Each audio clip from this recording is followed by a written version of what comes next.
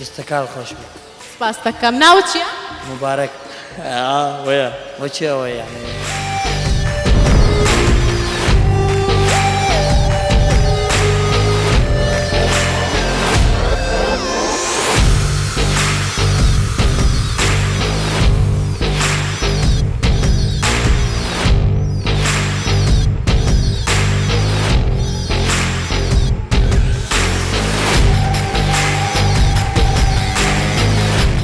بینەرانی ئازیزی شاشا ڕەنگینەکەی دیمەن، من سارا لە پرۆگرامێکی نوێی مایکە سوورەکە گەڕامەوە. هەموو شەوانێکی هەفتە ئێمە لە فامیلی مۆڵین، دەبینە میوانی ماڵەکانتان، پرسیار دەکەم و وەڵام دەدەنەوە. بەو هیوایی زۆرترین کەس بتوانێت وەڵامی پرسیارەکانمان باتەوە ببێتە خاوەن خەڵات.